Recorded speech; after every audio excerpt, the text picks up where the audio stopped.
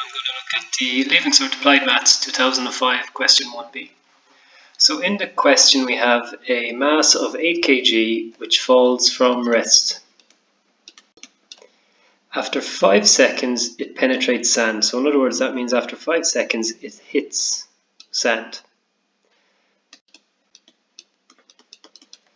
The sand then the sand offers a constant resistance force. So when it's passing through the sand, there's a constant resistance force acting on it, and it's brought to rest in a time of 0.10 seconds.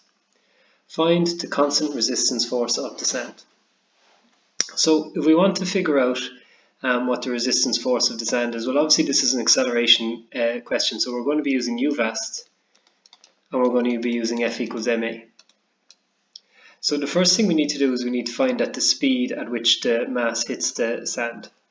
So how we do that is we'll use V equals U plus AT, and I'm looking at stage 1 here. So its final velocity, or the velocity that it hits the sand, would be its initial velocity, which is 0, plus 9.8 times 5, which is 49 meters per second. So it hits the sand at 49 meters per second.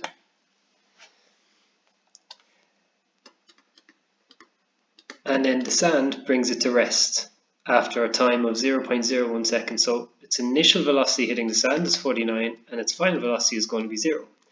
So for stage 2 we could figure out, well, what's the value of acceleration? What's the deceleration? Because going back to the start of the question, actually the question was to find the resistance force on the sand. So what we're looking for is what's the force on the sand. So in order to find that out we need to know its mass, and we need to know the acceleration or deceleration in this case.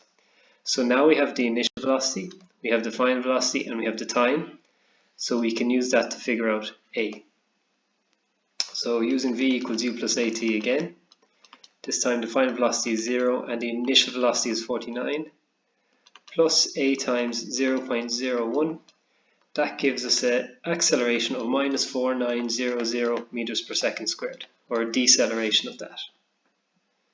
So now we can use that to figure out what F is, the resistance force.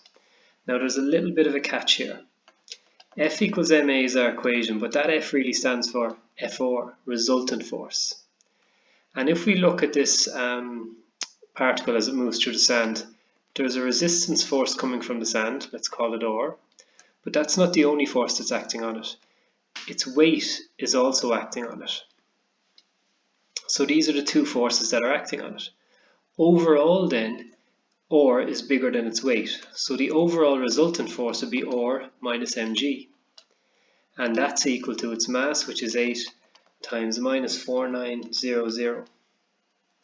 Or sorry, if I'm saying R minus mg, I can leave that as a plus, because I'm saying the R force is bigger, so therefore that's a plus. And if we figure that out, we end up with R equals mg plus 8 times 4900, so R equals 39278.4 newtons, and that's your answer to part 1. Next question, part 2, the distance the mass penetrates into the sand. Well, that's an easy one. We're just looking for the distance between here and here, so that's just going to be one of our UVAST equations.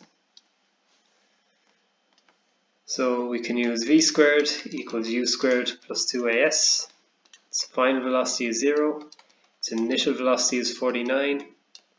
Plus 2 times its decelerating, so minus 4990 times S. Rearrange for S and you'll get an answer 0.245 meters. So notice how I'm using minus here because it's decelerating. The reason I didn't use minus here is because if I'm saying the R force is bigger than the gravity force, then I'm saying that that's the direction I'm looking at. So, or how can I word this better? I'm saying the overall force is positive in the upwards direction. So therefore I'm saying that acceleration in the upwards direction or deceleration is positive as well. So you just have to be careful with that.